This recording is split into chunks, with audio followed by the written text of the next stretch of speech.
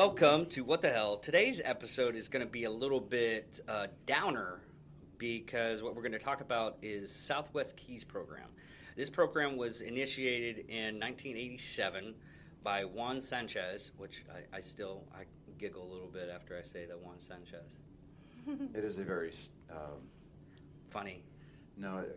It's a funny situation. It's a stereotypical name. Yeah. I mean, Yeah. it's the kind of name that Juan Sanchez. Yeah. Anyways, get it off the comedy basis on that one.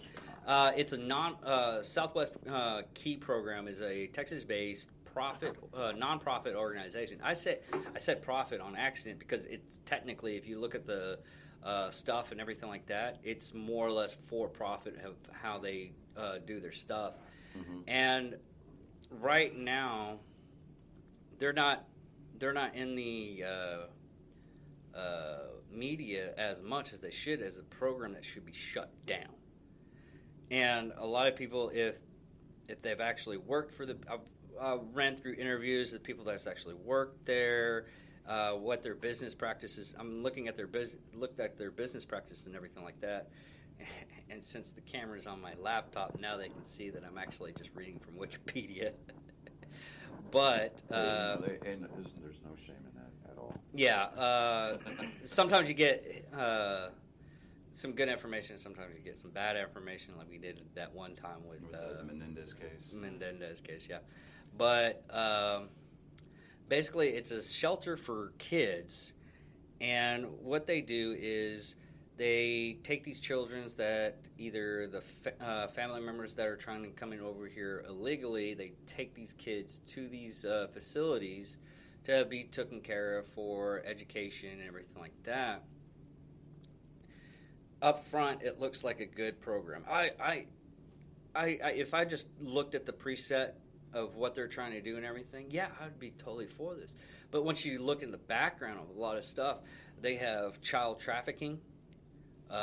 Their financial stuff, because of it being a charity organization, is off the wall. I mean, they're more or less profited, I think it was 2019? No, 18.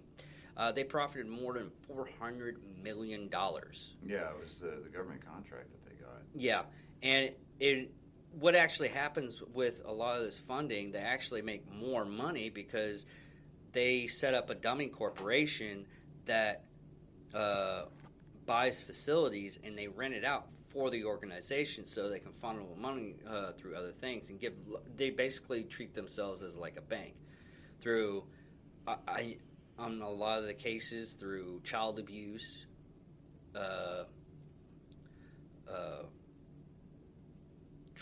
child trafficking and everything like that. I mean, the reason why they're able to do this is because of the laws that stipulate that if a child is in the United States up until they're 18, they can't be deported until they're 18. That's the reason why they can get through these things. And this is the facility that people were arguing about as what during Trump's administration as being they're separating children and everything like that. But they were doing that during the Obama administration. Yeah, it got really Obama's headway through. Administration built the cages that they were supposedly throwing these kids into. And it's the same program. Yeah, it's the same program, but it's the left's ability to just kind of really spin it and omit certain. Well, it's the same thing facts. what they're doing. It's the same thing what the right's doing now about all this stuff too, which taking care of kids shouldn't be political. It shouldn't. And even when I say this, you got to look at school systems. I still can't believe to be like the president or whatever of the school district. You have to say that you're Republican or Democrat. That shouldn't fucking matter. It shouldn't. And I think you just barely beat. The I beat it. timeline. I beat it. But I looked at the clock. Yeah, there's a 5-minute time limit. 5-minute time limit on YouTube. So if you drop the F-bomb or something like that within 5 minutes, they take your video down. Well, they don't take the video data. It's just marked, and it doesn't get... It gets flagged, yeah. Flagged, yeah, and can't get monetized or anything like that. But So the thing, you know, the problem with politicizing anything is that once a party, it doesn't matter if it's the left or if it's the right, if it doesn't matter if it's the moderates, it doesn't matter if it's the independents, it doesn't matter. Once a group politicizes anything like kids, you know, the trafficking of kids, the separation of kids, it can't be unpoliticized. It can't. And as hard as you may want to try, it's like, okay, so, you know, the Republicans, the GOP, they're trying to correct the issue here.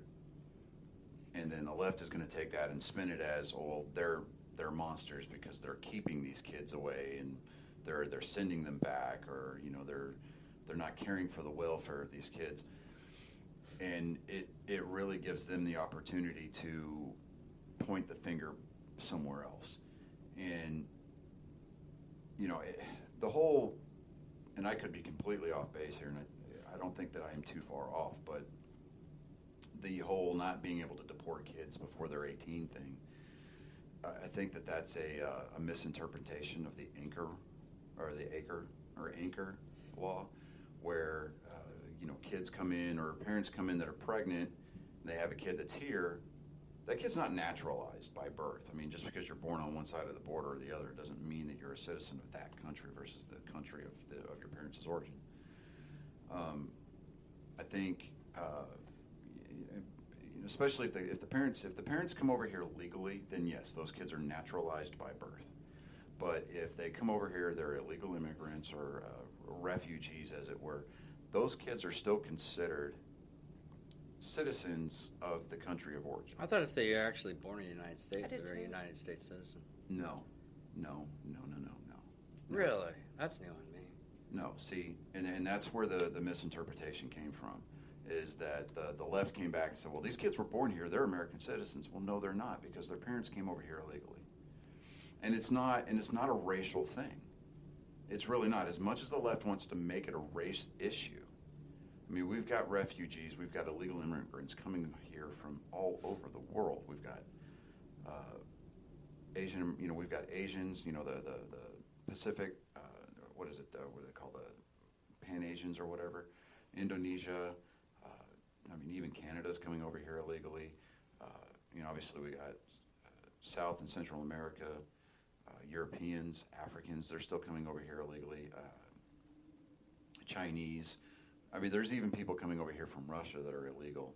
God, man, I'm looking at the Anchor Baby stuff and everything like that. I was like, man, that's mind blowing. See, because these parents will come over here. I mean, they'll come over here and then they'll have their babies here, and they say, well, my baby, I can't be separated from my baby. Well, while that may be true, we can still deport you, but because you broke the law when you came over here to have your kid, you, your kid, and your spouse, or whatever, you're all going to, I mean, the way that the law was written is that entire family should get deported. And that's, you know, because if you look at internationally, immigration laws, internationally, for example, let's just use Mexico as just that microcosm here, okay? If you go over to Mexico illegally and they catch you, there's no due process. They throw you in prison. Yeah. There's no, we're going to have a deportation hearing. No, they put you in their penal system. And if you survive that, then they deport you. Then if they catch you again, you go away forever. And that's all there is to it. So, you know, but what they do is they try to spin this as some kind of like racial issue by saying, well, you're just being discriminatory against Latinos. I'm like, no, that's not it at all. You're here illegally. It doesn't matter where you came from. Yeah, most of them actually right now is people from Nigeria. Mm-hmm. Yeah, you know, and people are like, no. I was like, yeah. See, because you look at the immigration law, and I know we're slightly getting a little off track, but you look at the immigration law, it's there for a reason. It was written the way that it was for a reason, because you start looking at, not only are you breaking the law by coming over here without documentation, you're coming over here without visas and things of that nature. You came through by hopping a fence, crossing an unwatched portion of the border. You're here illegally. You did not go through the proper channels. You didn't obtain a visa. You didn't obtain a green card. You're not naturalized. Yeah. Through the citizenship process, and you start seeing these avenues become institutionalized, and so they're coming through this way, undocumented. Nobody's vetting these people at all. Yeah. And that's a national security risk. And when we say vetting these people, we're making sure these people are here for like a legitimate reason, like work and everything like that. There's some people and that come over here just to push their cartel stuff. Mm-hmm. And a lot of people are like, "No, that's not what happens. You're just being." I was like, "No. I've seen the bodies." Yeah, in this day and age rather, that we're fighting this. We're still fighting this war on terror. We're still dealing with people like little remnants of Al Qaeda. We're talking about ISIS. We're talking about all these other radical Islamic groups. Yeah. They're radicalizing people from all over the world, and they're sending them into the United States to set up sleeper cells. I know that sounds all conspiracy theory. No, it's actually quite true. It's very true. I mean, that's how 9/11 happened. Right, and so what we're in fact doing, or what the left is doing, by offering sanctuary cities and politicizing the issue, trying to make the GOP look evil, is they're trying to forsake the sovereignty of our borders. Exactly. And ultimately, I think what the goal is, and I mean, this is on a grander conspiracy theory scale, but we're talking about one world government, and then it's like even the UN tried to chime in, and representatives from the Trump administration were like, just shut the fuck up and go away. Yeah. Because we're talking about our sovereignty here. We're talking about our national security. We're trying to bolster our borders. The wall was not a race issue. The wall was about security. Mm-hmm. Pure, plain, and simple. And in my opinion, if you want to go to Australia, if you go to visit Australia as a tourist, you have to have your own health insurance, or you purchase the insurance from the government. Yeah. You have to have proof that you can be economically viable if you are there for anything longer than what you claim. Yeah. Initially, or they don't let you come and visit. Canada's even a lot worse. Yeah, Canada's worse. If you want to go to Canada and stay in Canada for a while, you have to have somebody sponsor you. They have to put up $1,000 to sponsor you to stay in that country. Yeah, and like for example, my uncle, his wife and daughter, they just barely got here from the Philippines. She's a Filipino national. And he was going through all the channels, trying to get her a visa, this, that, and we're talking about like the State Department. I mean, just from the information about that particular situation that I'm aware of, the State Department and whatever agents or representatives therein that they were working through, through liaisons and stuff like that, through the embassy there in the Philippines, nickel and diamond. I mean, we are talking about thousands of dollars. Yeah, that's the same thing a friend of mine's going through right now to get his daughter and wife back into the United States, because they left there. They left in Japan, and he couldn't afford to bring them back again. Her mom, it was her mom that passed through cancer. Her and her father both died of cancer and everything.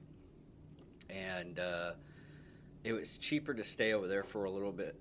And now he's going through the process again, and I think he spent probably around about $1,600 so far to actually get the stuff initiated, and we're just waiting on the interviews. Like, oh, how long have you been married, blah, blah, blah, tell your friends. I was like, yeah, they've been married for a while and everything. And it's just it's a process, but it's a red tape process, and red tape processes are freaking ridiculous. I had a friend of mine when I was in Bahrain that he was stationed at Nellis, mm-hmm. and he was a Mexican descent. Right. He had a Mexican citizenship, and from his own words, he made it all the way up to Chicago from crossing the border. and he joined the Air Force and everything, and became a cook. And we were asking, we were having a talk with Chief Master Sergeant, and he just sat there and we just started talking. And he was asking about how long does it take for citizenship, and the chief was like, it takes as long as it takes, as much red tape they have. You should be a little bit bumped in the line because of you're going through the process through the United States, but it's still going to probably take about 5 years. Yeah, well, see, the thing of it is that when immigrants join the United States military, they are supposed to be, as part of the incentive to serve under our flag, is they are supposed to be granted citizenship at the end of their enlistment. Yeah, it's still it. But you still see a lot of combat veterans that served for the U.S. with the U.S. Yeah, getting deported after they get out of get off of active duty, and they're kind of just bumped to the back of the line, and a lot of that really started to take. I mean, that started to take place in huge numbers, especially after Biden took office, because that process started ramping up as far as trying to streamline it during the Bush administration, Bush Jr. Okay, because he was the one that took us to Iraq, he was the one that took us to Afghanistan, and he was the president that was sitting in the Oval Office and when we had to respond to 9/11. And so, and you had all of these individuals that were wanting to step up, and they were wanting to serve. They were wanting to do their part. They were the ones answering the call to arms, where you get a lot of these millennials and snowflakes and these college students that are sitting around talking about how evil the United States is. We got people that have been wanting to become American citizens, willing to put on our uniform and go and do the job that these little snot-nosed kids that are growing up in the suburbs and inner cities that they don't want to do because they feel like they're entitled. And that's people of any color. It's not about white privilege. It's not about any kind of equal opportunity or anything like that. But they were being given this opportunity, and that's a program that's been in place since World War II. The United States government's been issuing citizenship to foreign nationals after they've completed a tour of duty or an initial enlistment with the United States military. Yeah, it's a way to actually get bumped into the line. Yeah, really, and it's one of those things that it's like the French Foreign Legion. Yeah, I mean, the French Foreign Legion is more of a, hey, we know that you've committed a lot of bad things here. It's crime. Yeah, it's more or less a mercenary group. Yeah, I mean, it's a mercenary group sponsored by the French government, but you get that old adage, which is, how do you defeat the French? You scream at them really loud. But the Foreign Legion, these dudes, they don't care. Yeah, they're pretty. They basically fight because they've got nowhere else to go. Yeah. And once they complete an enlistment, and it's usually, I think it's a lifetime enlistment, isn't it? Unless they're injured or something, I don't remember, but It's nothing. Okay. This is from probably about 6 or 7 years ago. It's probably still implemented. When you go into the French Foreign Legion and everything, right, they ask you a couple of questions. One of the questions is, do you want anybody to know that you're here? Right. And they go, no. Okay, you do not exist anymore. Blah, blah, blah. It's really, if you actually think, it's kind of like Jason Bourne-ish to the fact to where I was like, they don't know your name. They don't know anything. You're just a gun for hire. Yeah. In a world where you don't matter anymore. Yeah. But, I mean, a lot of these guys, literally, they're facing that quintessential go to war, go to jail type situation.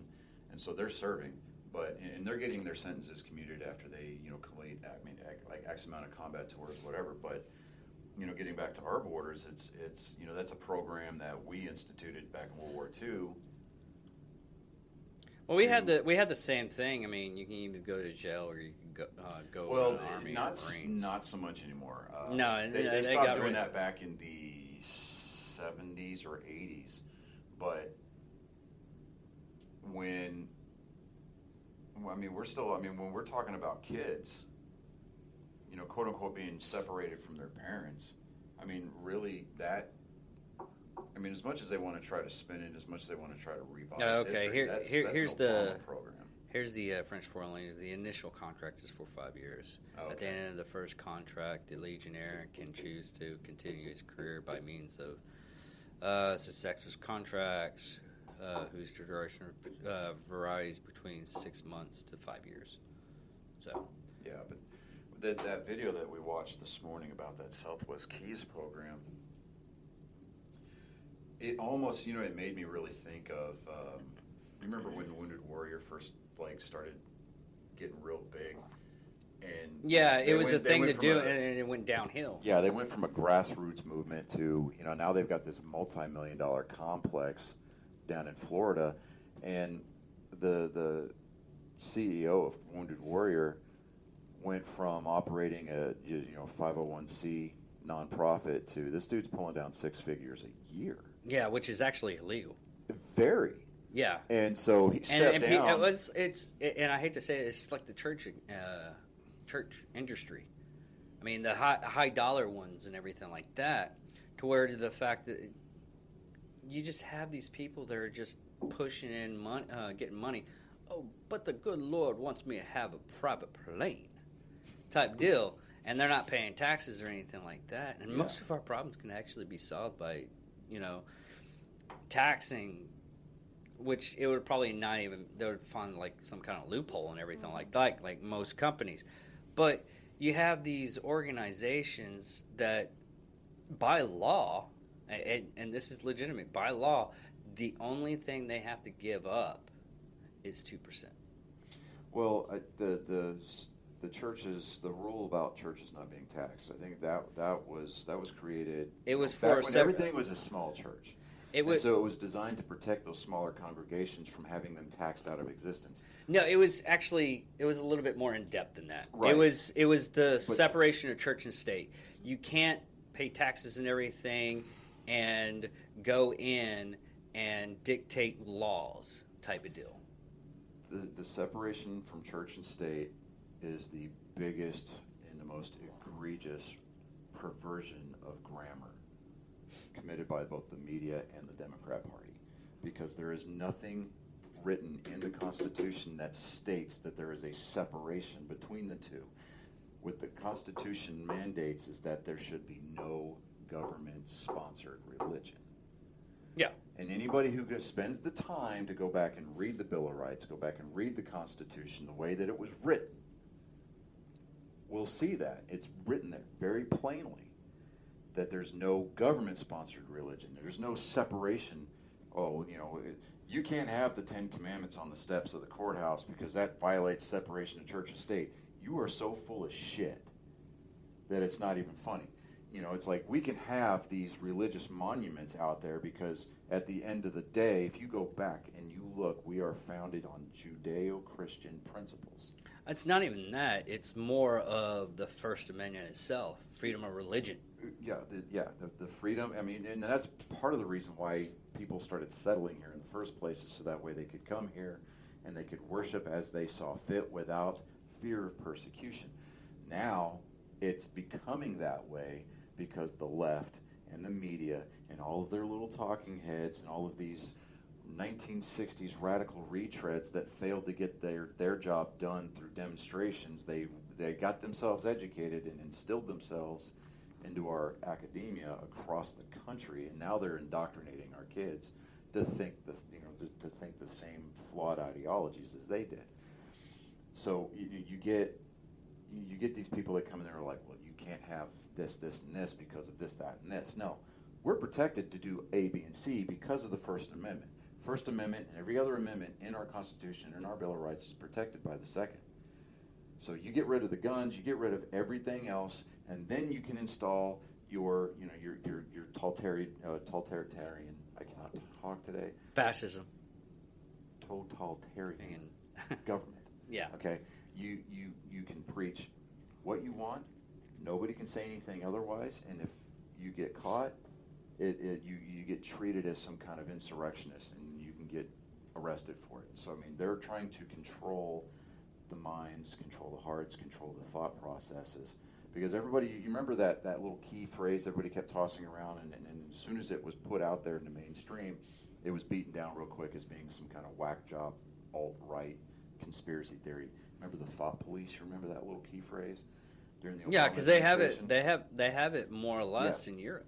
Yeah. So so in Europe, The thought police? the thought police, yes. Like, we're talking like 1984. Yeah. Yeah, exactly. Yeah, that's okay. Okay, if you out somebody, a trans person, in England, you can be arrested. Yeah, they have hate speech. Yeah, because it derives speech into laws. hate speech. And The same so- thing. Same thing in Canada.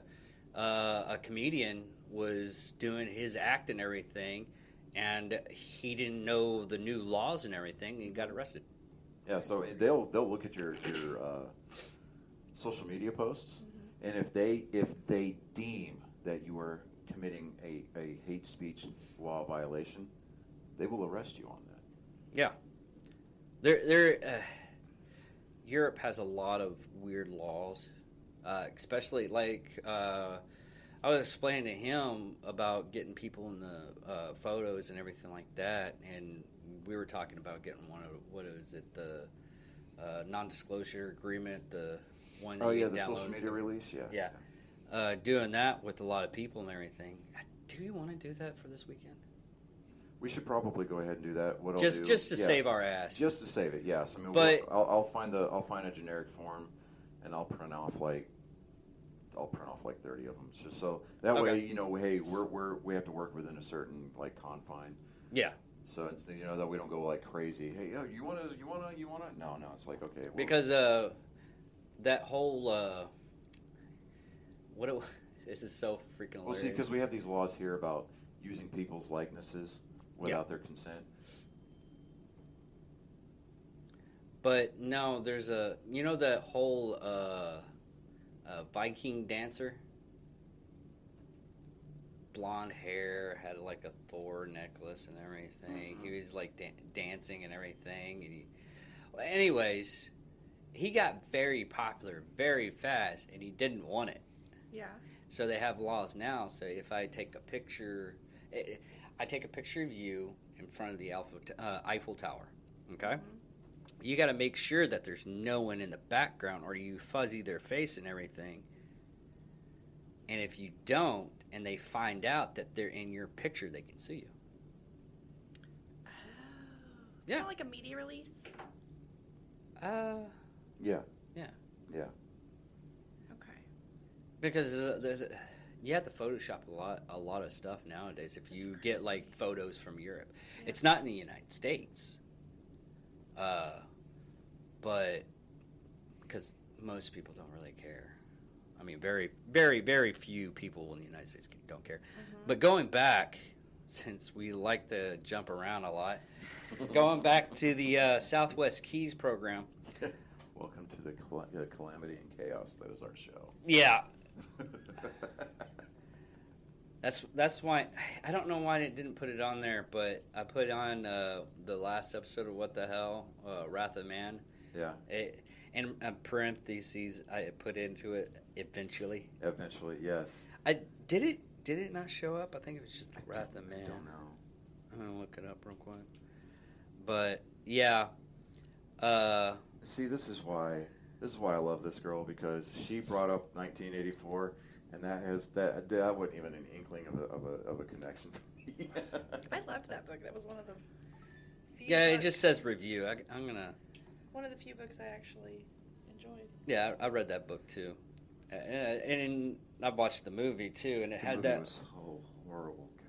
God. Well, it was made in. I didn't watch the movie. That But you're talking area. about like thought police and like the way that they're Well, teaching there's our several- kids to think these days. Yeah, And it's literally like the book, like 2 + 2 = 5.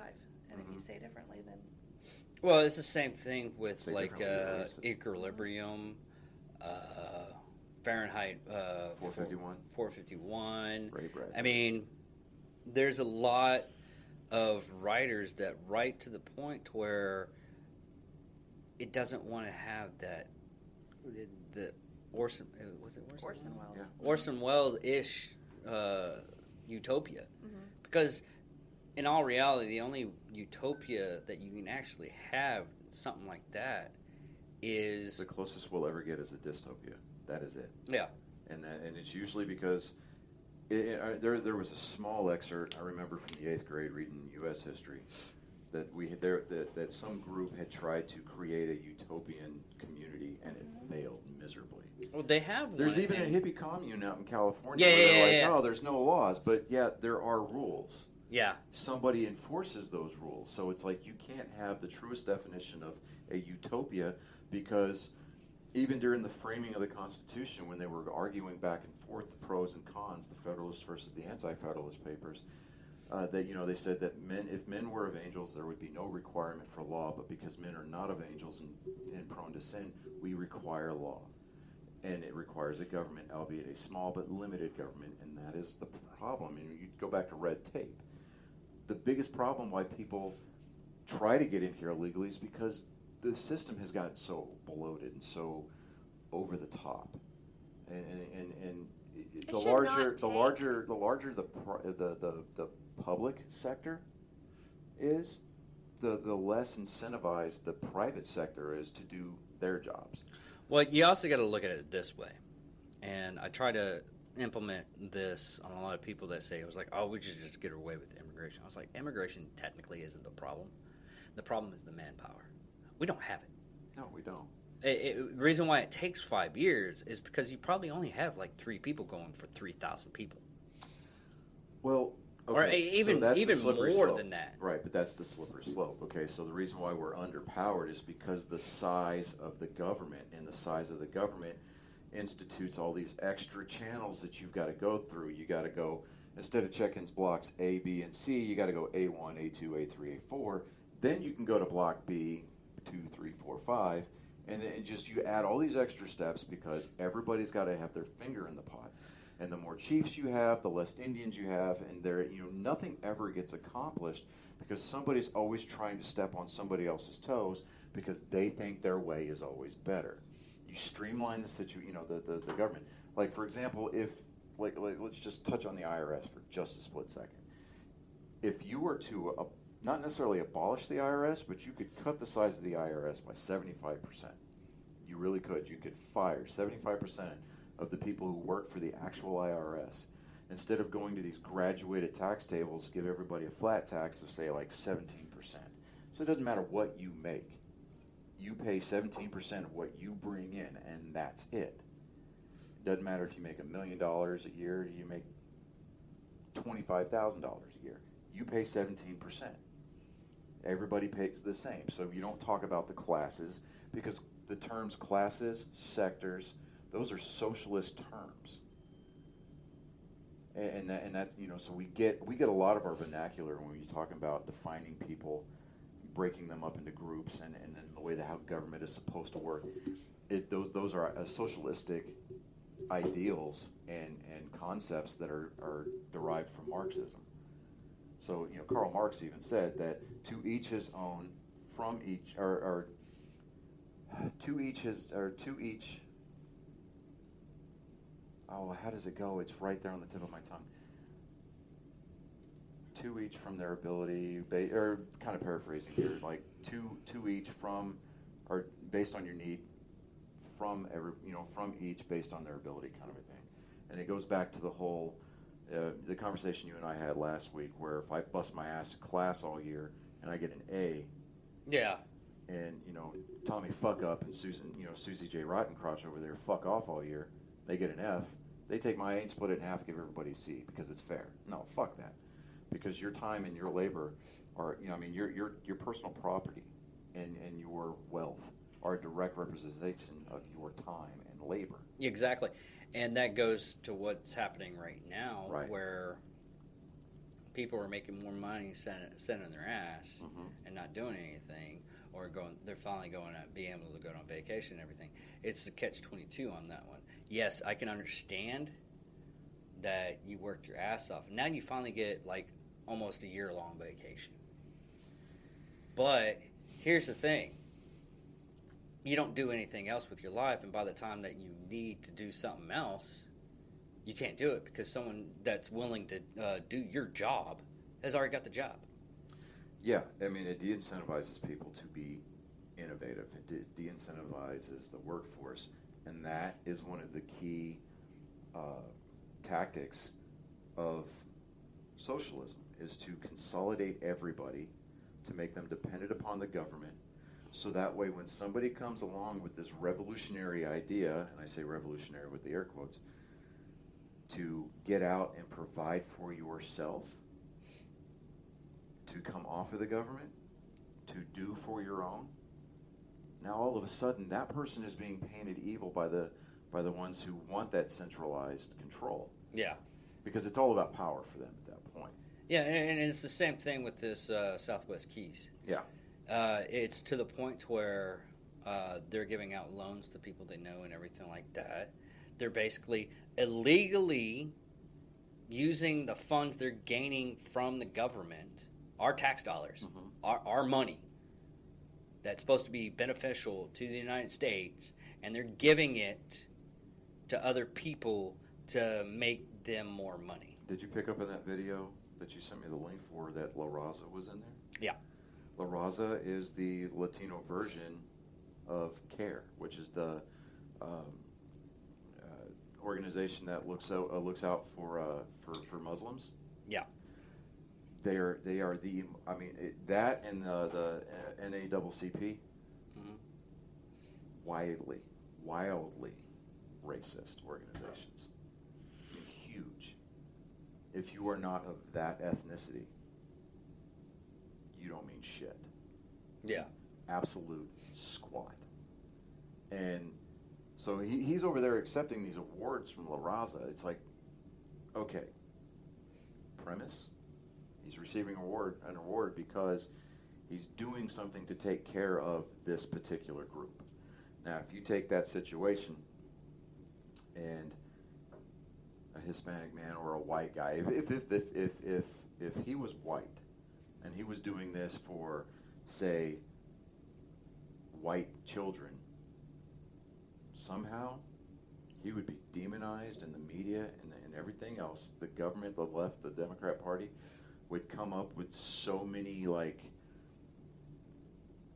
I mean, he'd be in front of a congressional panel right now. Yeah. Answering for, the racist practices of his Or basic organization. hate crimes and everything like Yeah, that. they'd be raking him over the coals. But because he's doing it in the name of the children, the same children that he's exploiting, somehow he gets a free pass on it. Yeah, And because it's they're such a making wild- so yeah. much money off of these kids. At best, if it were me, at best, he should be only making 5 figures a year. Yeah, and I think now, maybe he should even then he should cap out at maybe 65,000 a year. yeah, as of right now, the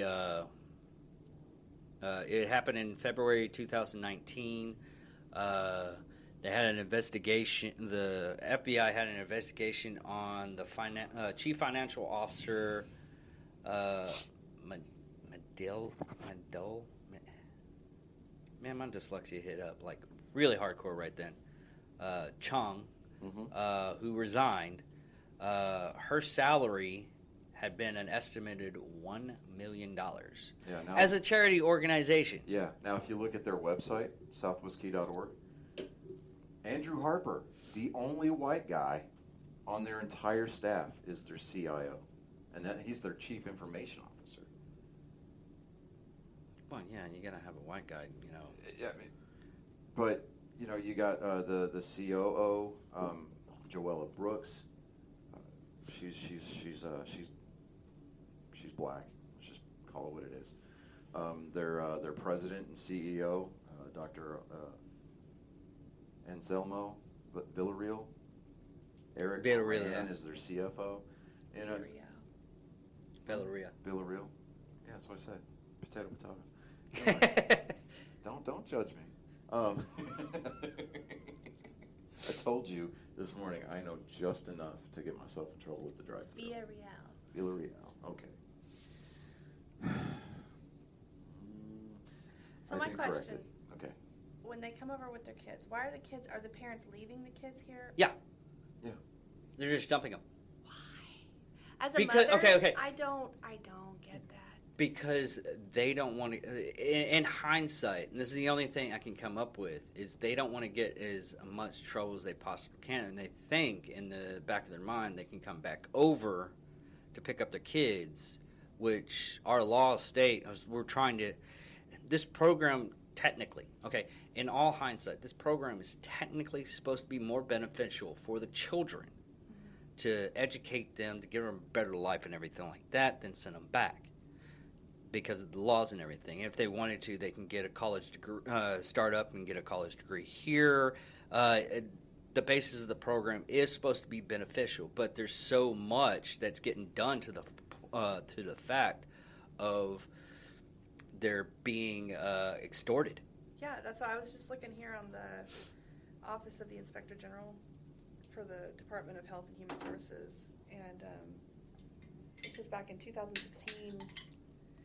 They were not doing proper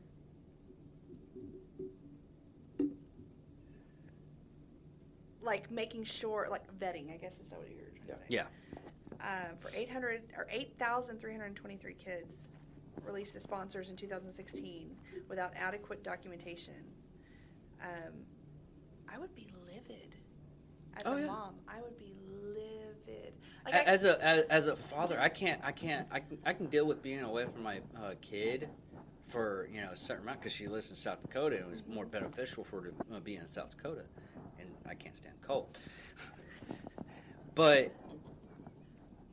I'm always in with my daughter's life. Mm-hmm. I'm always calling. I'm seeing how she's doing. There is that school shooting, and I just. They asked me, I was like, what are you doing? I'm calling my daughter. I'm going to make sure she's all right. And they're like, one person was like, why do you get, I was like, listen, you can fire me and I don't give a fuck. Go ahead and do it. I'll walk right the fuck out. But I'm going to make sure my daughter's all right. Mm-hmm. My job, my career, or anything I have is not worth my daughter. Mm-hmm.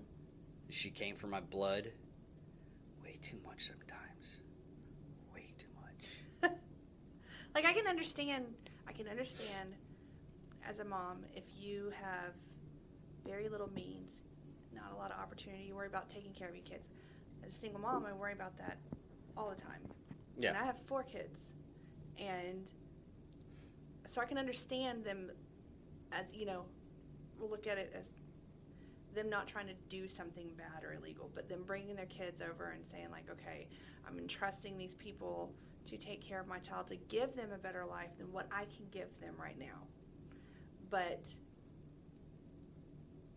if that was me and I was entrusting these people and then I couldn't, I don't know, I couldn't imagine not. It's just that one of those things is, me and one of my old hosts that doesn't want to do it anymore, we were talking about being parents, and there's no real book about it. Oh, no. And every kid's different. Yeah. One kid will be, like your kid's, I can't even think of the word right now, I'm sorry.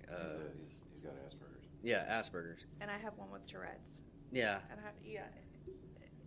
And I have one that has a really sick mind that she got from me. No, she sent me this photo. She's like, Dad, look at this. This is really weird at this angle. It's like, I looked at it. I was like, Maura, are you with people with a suicide pact or something like that? Because it was just dolls hanging up. And that's all I got from it. I was like, are you showing me a suicide pact that's gone right? What's going on here? And she's like, no, Dad, it's dolls. Oh, yeah, okay, it's dolls. But that's freaking hilarious. I'm going to make a meme for that. I was like, that's like go a with kid it. calling. My God, dude. Okay, so during Little League this past spring, I stand next to the dugout, right? Because I'm your stereotypical baseball dad, right? I used to coach, and I find it really hard for me to not coach. Anyways, so he's standing in the dugout, and they're up to bat, and I'm like, okay, dude, the person that's in the batting order in front of him is on deck. And I was like, I look at him, I'm like, you get ready because you're in the hole. And he'll give me this look. And he's just like, and I'm like, don't. And he'll just look at me and go, that's what she said. And I'm like, he's 12. So, he's definitely my offspring. And yeah, there's times you just got to bite your tongue. He sends me these TikTok videos all the time, where it's the Michael Scott "That's What She Said" compilation videos, and they'll do the Marvel "That's What She Said" videos, and I'm just sitting there going, okay, that one's good, But most of but when I have them for when it's my time to have them, it seems like I can't say something. I can't go more than 10 or 15 minutes without saying something, and he'll look at me and go, "That's what she said," and I'm like. And then she enables him, and they're like little partners in crime. Like if I'm sitting there on FaceTime, and I'll say something just completely. The context is so far removed from anything dirty. They'll both say it, and I'm like, oh, I got even worse. Well, it's not really worse. It's about the same. It's the same.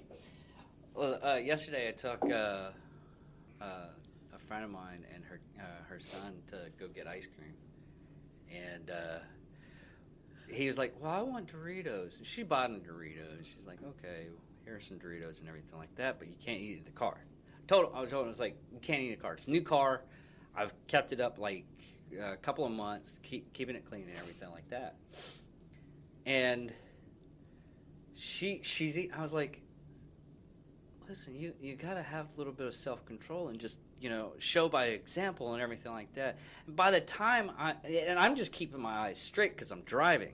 I'm not looking back or anything like that. And all I hear in the back is crunching sound from a Dorito. And I was like, did you just... And she just blatantly just lost it right then and there. She's laughing her head off and everything. I was like, okay, this is happening. Mm-hmm. Can't kill anybody because it's against the law. Mm-hmm. I mean, I could find a spot to get rid of the bodies, but I mean, he's 6, so he's not that much weight. You can get rid of the body, but her, it's going to be a little bit of choppy there because you can't kill him because it's against the law, and you can't eat him because that's against the law in nature, dude. That's just all there is to it. Fuck you on that last part. I mean, look at freaking lions. Lions do it all the time. I can do that shit. Hey, look. I'm all about the dentist who shot Cecil the lion. Dude, I support you 100%. But yeah, I mean, at a certain point, I get what you're saying. You just got to look at him and be like, you know what? I brought that into this world. That's my fault. That's on me. Well, I can't even say that because it's her kid. But she's like, but he wanted the Doritos so bad. And I'm like, that's hard for us moms. It's hard for us moms to say no. I mean, my kids call me all the time and ask for. Oh my God! And it's hard. Yes. It's hard. It's hard. It is. And I see it like yesterday.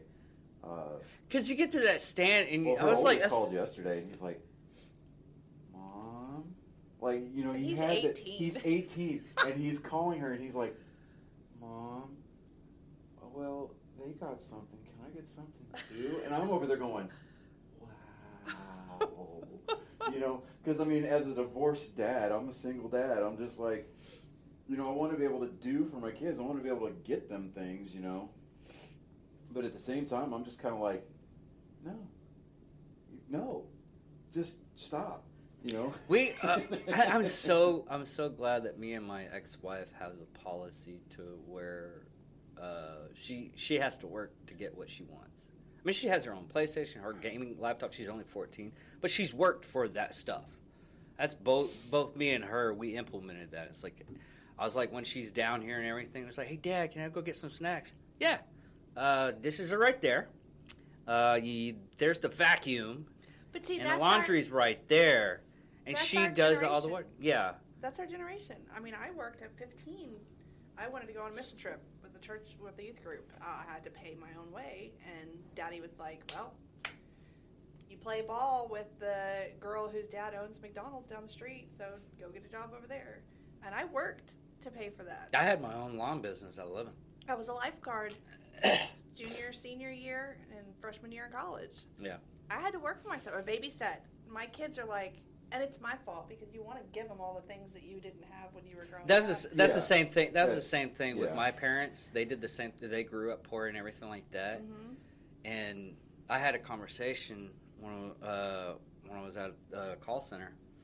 And we were all going, it's like, my life sucked because of this. My life sucked because of this. And I was about to say my life sucked. I was like, I had AT-AT. I had Castle Grayskull. My life didn't suck. My life was awesome. Uh-huh. Dude, I had all And the original it's Star all Wars because- figures.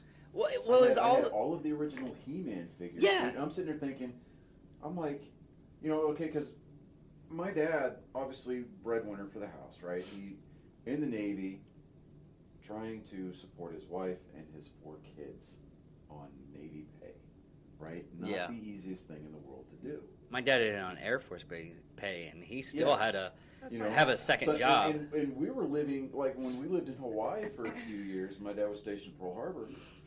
It's like everything is more expensive on the island anyway because they got to. I mean, nowadays it's like a gallon of milk's like $6. But yeah, and I remember we were sitting around the dinner table one day, and my dad, because my dad being on a ship with the Pacific Fleet, he'd go to places like Hong Kong, Taiwan, all that stuff. He'd go to where a lot of the products that we enjoy were made. Yeah.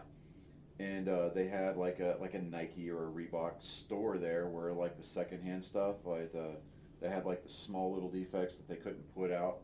Yeah. And, they would get sold there like dirt cheap. Like, what was it? What was it, like the strip malls? Kind of, sort of, like, little outlet malls. But Yeah, these yeah, were, outlet like, these malls, were that's what I'm considered factory defects, right? Yeah. Like to be like a small blemish on the sole, like too much glue came out or something.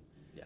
And you remember back in the day, the Reebok pumps, right? Yeah. Okay. I had a pair. I wanted a pair so bad, right? Because I'm like sitting there going, all my friends at school, Yeah. they had the Nike Airs, they had the Jordans when they were first coming out, the Reebok pumps, and my dad, sitting at the dinner table, had made this like little comment, right? He goes, because he had been home from his latest cruise for like a month, right? And we were talking about the Reebok pumps, and he was like, yeah, a guy on the ship saw some overseas, and they were like $35, which $35 back then, back in the like early '90s, that was still a pretty considerable chunk of cash. And he's like, yeah, his son wanted a pair of those, but he just really couldn't afford it. I was like, I looked at my dad and I go, so did he end up getting them? Right, completely oblivious. And I was like, And then it dawned on me, like, oh, I see who the guy in the story is, and the kid is me. Yeah, now I feel like a complete asshole. But it's like, my parents went out of their way to, get us the things that we wanted. Like, yeah, that's. we didn't get the original Nintendo until like. I got mine like after about 3 to 4 years after it came out. Yeah, it was like 3, 4, 5 years after it come out, and I it was was in like high school when we it got was ours. the big Christmas gift for everybody, right? Yeah. And I'm My sitting there. dad's still pissed off at me for that because we had the Dragon Warrior game, and I erased his data. Well, see, you had those expensive games where it had the battery backup in there, like Zelda, right? We're talking about, like, we opened it up, dude, and I fell out. I'm like, I'm like, oh my God, we have a Nintendo, right? Because all the other kids in the neighborhood had Nintendo. Yeah. You wanted to play Nintendo, you go over there. And so, like, they bought a bunch of games. And then they had, you remember, it was, you could play 4 players on it, but it was like the wireless thing, right? And it always had like 1,800 AA batteries in it. Yeah. But, like, there was Tetris, Dr. Mario, there was a Jack Nicklaus presents, championship golf game in there, right? And I'm sitting there going, I'm like, I know who that's for. Because my dad, big golf player, and I would later discover the joys of golf. That was another thing that kind of pissed me off. Me and Kai were talking about it. It was like, what happened to the turbo button? Yeah. I've still got. You remember the NES Advantage? No, I'm joystick talking with about the games big for button? us nowadays. Yeah. We can't get controllers that have turbo buttons anymore. Yeah, you can. You get the Pro controllers where you can program the macros.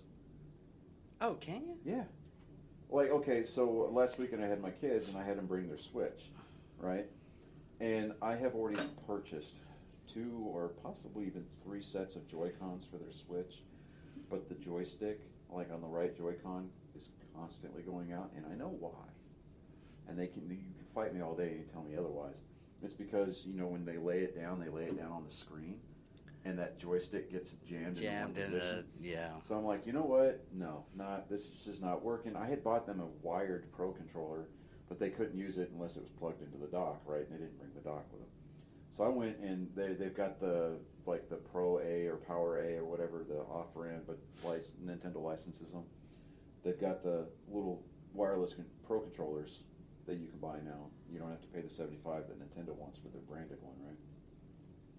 So I bought that, and I'm sitting there going, okay, just, you know, don't jack that one up, and just make sure you keep it charged, kind of thing, you know. So I mean, now you're okay, now you're good, and but like it's funny, like you sit there, we get our kids everything that, you know, we try to get the kids to stuff that we didn't get to have, stuff that we think that, okay, this is going to be the kind of thing that they're going to remember.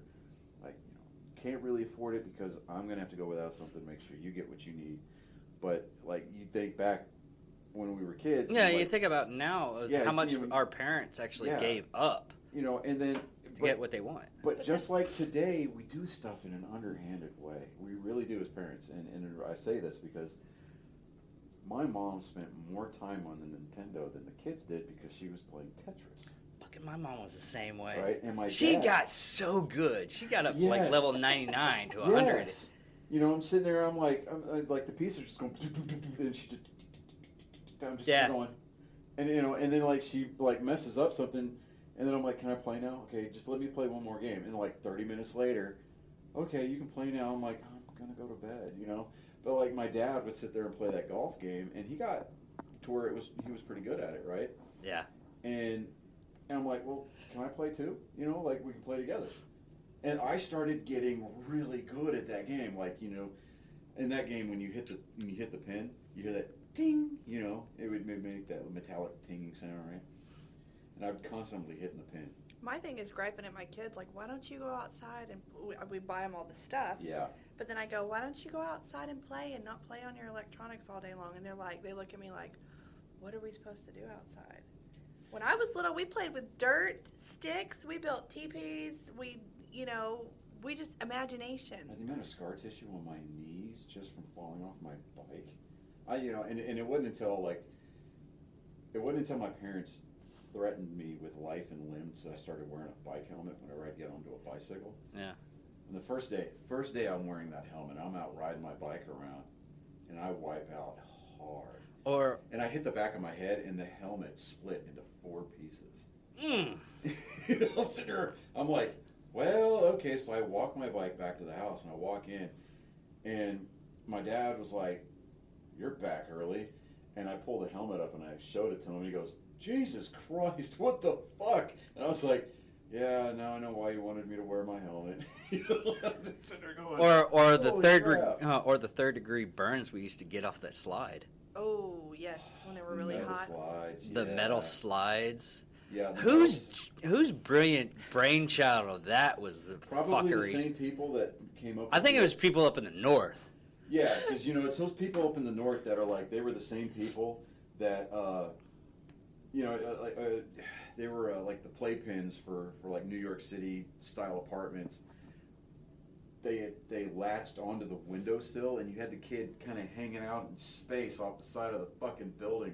You know, just like you see pictures like that, and you're like, yeah, like 1920s and stuff like that. Even remotely safe. But it was Bill Cosby that did the whole skit about when we were kids.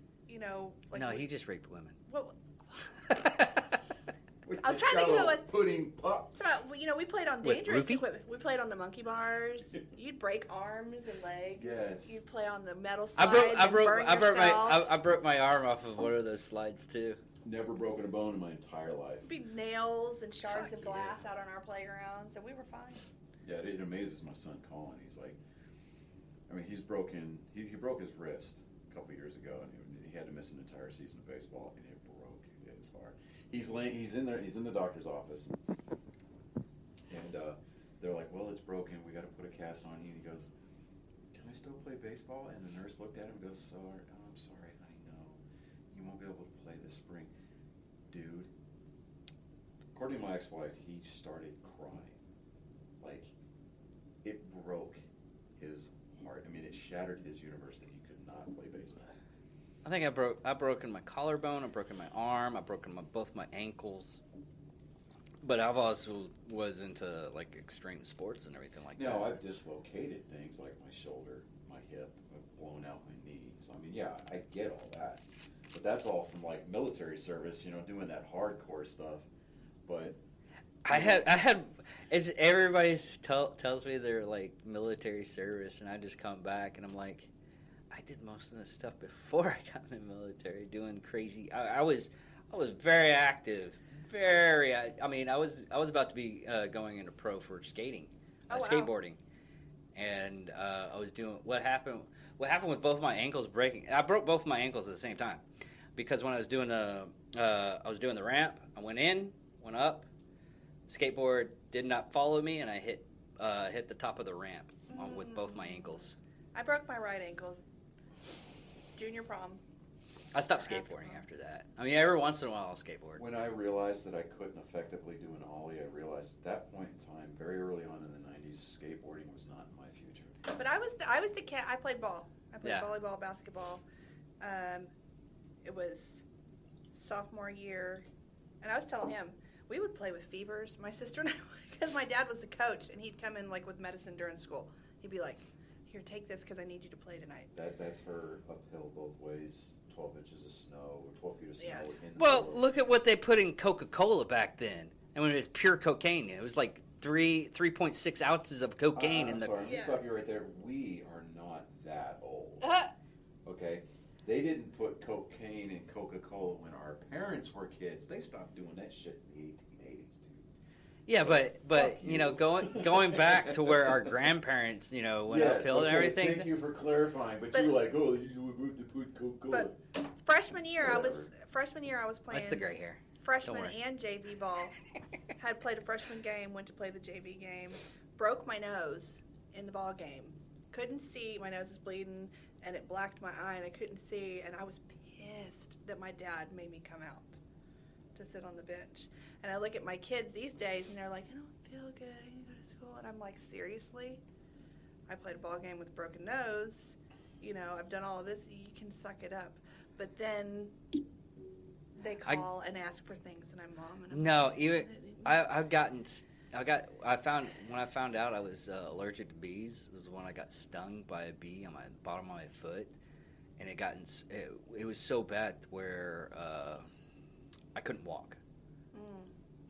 I was in a wheelchair for a while, and I gave up on I couldn't deal with the wheelchair. I was just crawling around. Mm-hmm. I was like 11, clawing around, and my friends came by. I was like, "Hey, can you come out and play? We haven't seen you in a while," and everything like that, and everything. And I was crawling around. I was like, "Man," and I was like, "Yeah, sure." My mom stopped me. She's like, "What are you thinking, David?" I was like, "I'm going outside and play with my friends. Mm-hmm. They're my friends. I want to play with my friends." But the kids these days. But then again, we can't complain. I can't complain because at the same time, I'm like, are you okay? Do you feel good? You need to sit down. You need to drink. Yes. Do you need an ice I pack? get that from her, too. When I should be like, you need to suck it up and rub some dirt on it and go. But Oh, God. Yeah. I remember I was home. It was like, I think it was my junior year. The flu just knocked me in the dirt. I mean, just completely just Adam Vinatieri style, kicked me straight in the dick, dude. And I am out. I mean, I'm delirious. My fever is that high, right? Could not function. And I'm laying there in the living room, and my dad was off work that day, because it was after he got out of the Navy. And he looks at me and he goes, "You just gonna lay around all day?" And I'm like, I have the flu. you know, I'm like sitting there going, he goes, "Why don't you get up and go do something?" I literally rolled off the couch and I'm crawling around the coffee table to leave the living room, and he goes, "Get up and go clean your room. Go do something." And I'm like, in the back of my mind, I'm thinking, what the fuck? You know? But, you know, I'm sitting there going, you know, it's moments like that where you just kind of go, oh, okay, he's just trying to make me a hard ass, Mm-hmm. you know. And even now, it's like, okay, and I guess it's different because I guess I'm a dad, you know, and I still want to kind of hover over him a little bit, and it's mostly because the whole single dad thing, but I want to hover over them a little bit, make sure that they understand that they're being protected and cared for and taken care of. But at the same time, I'm like, they need to toughen up. And Yeah, even my daughter, she was like, I know you're Yeah. trying to toughen me up, Dad, but I don't really want, because she has that thing with heights. and like And my son, we went rock climbing, and I was like, Reagan, get to it. She's like, what do you mean get to it? Mm-hmm. She's like, Dad. And then the thing bounced up. She's like, you're not trying to kill me. I was like, yeah, I'm not trying to kill you. There's a rope, and there's this net and everything like that, but she only got like 5 feet. She's like, just awkward. I was like, push through. Yeah. I took my kids to the mountains, to Mount Scott a couple weeks ago, and Reagan is usually my reserved one, and he's my Aspie kid, right? That's yummy. And so he's usually the very cautious one, right? And so we're bouncing around on the rocks up there on top of Mount Scott, right, getting right up to the edge and everything. For whatever reason that day, Colin just assumed the role of the cautious one, right? As he's wanting to climb on stuff, Reagan just gets, because I let him play the Switch. I bought a Switch Lite, and Reagan's playing it the whole way up there. He's watching YouTube on the iPad or whatever, right? So, he's staying occupied in the back seat. Colin and I are sitting there joking around. He's watching TikTok videos on his phone. And we get there, and I'm like, put the screens away. Just put the screens away. We're coming out here. I'm going to keep my phone so we can take pictures. And, but as soon as Reagan pulled his head away from the screen, we're on top of the mountain, bouncing around on rocks. He is running right up to the edge of stuff. He's wanting to climb on shit, and he's like, parkour, and it was like Michael Scott and Dwight Schrute, parkour, and he's just jumping all over the place. Colin is sitting there going, oh, and I'm like, dude, yeah, right. Just stay back away from the edge a little bit. You can. I had a fucked off uncle. So when we went up to Wichita Mountains one time, my uncle ended up going on one of these boulders, and there was a boulder in front of it, but you couldn't see it. He's like, hey, Vonda, check this out, and he jumps off. It's like and he made this big crunching sound. And my mom flips out. Like, Roger, what are you doing? Blah, blah, blah, blah, blah, blah, blah. He goes up. She goes up there, and I'm just sitting there. It's like, what's happening? And he pops up and is like, oh, that's cool. And my mom is just freaking, because he's the baby. He was the baby of the family. Yeah, And so, he do messed up things to. That's my but- youngest. No fear. yeah. So all right. So kind of coming back around, so we can go ahead and get this wrapped up. Because I'm pretty Yeah. sure we're coming up on 2 hours, but No, we're not coming up with 2 hours, but it's what's like that, hour. and a half? Hour and a half, and we got to do another episode after this. But Okay. Oh yeah, that's right. Because we still have our psychopaths Yeah. episode. So, but anyway, so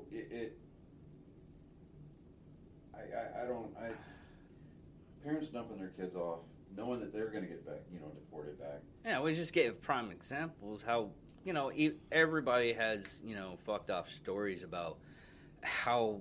But it's the They're- fact that these organizations are taking advantage of the kids and they're making money off it. Yeah, And while they may not be selling these kids, it's become it's literally to me, becoming it's like still a trafficking because they're using these kids for profit. yeah.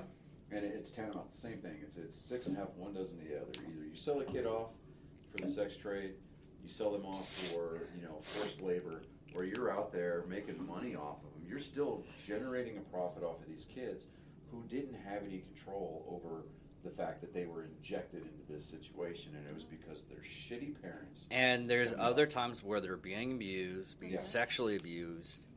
And the By the workers. the worker, Yeah. in that story, Workers. yeah, and it's like they're being held, Prisoner. And they these even have organizations don't have they're not vetting the kids that are coming in. They're not vetting the people that are coming across the border, and they're not vetting the people that are being placed in charge over these kids. And they're actually given on some of the occasions they're not allowed to like me and you, if we were both orphans, we went to an orphanage, and they would like separate us and make sure that we don't hug each other, we don't give each other affection. Which, in all reality, kids that young, if you give them a little bit of affection, of caring and compassion and everything like that, they turn out with good kids. Mm-hmm. I mean, it's just ridiculous and stupid that you would do something like that. I'm always if a kid comes up to me and the parent says it's okay, I'm not going to go up and hug a kid I don't fucking know. It's fucking weird and creepy. But if they ask me for help and everything like that, yeah, I get them the help. Well, as a child, that young age, like little, all the way like 5, 6, 7, 8 years old, physical touch is but in an appropriate manner. A hug, high five, Yeah. that is that's something that they need to build them. It's a need. Yeah, it's like me right now. I mean, once you get like really, really close to knowing me and everything, I'm a fucking hugger. I love hugging people. And this whole year that we're not supposed to, come at like 6 feet of each other, it's like I'll handshake, everything. You get that physical contact with another person. It shows you the compassion and everything like that, and it shows you, that the world's not going to be a horrible fucking place. This is probably a reason why a lot of people committed suicide this past year, is because they didn't have somebody going, hey, how's it going, man? Everything's going to be all right. Or, man, everything's going to be all right. You didn't have that human contact. Human contact is so important in other people's lives. Yep. I mean, even saying hi. I mean, I'm always saying hi to people and everything, because you don't know how bad that person's day was. Exactly. That one moment could change the rest of their day to the point to where, you know what, everything's going to turn out all right. And that's what a lot of people don't understand. Yep. So, ending this episode, coming back, and we touched on it a little bit, but on the What the Hell episodes, I'm going to have to say eventually on all of them. We may end up having to change the name of our podcast to the Eventually Podcast, No, they already have that one. That's why I said What the Hell. Oh, well, okay, yeah. All right, the Eventually Podcast. Yeah. Now I'm going to have to go find it just to see what that's all about. Yeah. Thanks. So, I'm David Dickerman. Can't even say my name right. And I'm Johnny Skelton because I can speak coherently. Yeah. And this is What the Hell. It's Mindy Berger. Mindy Berger. So, check us out on YouTubes and stuff like that. We'll talk to you later, guys. Goodbye.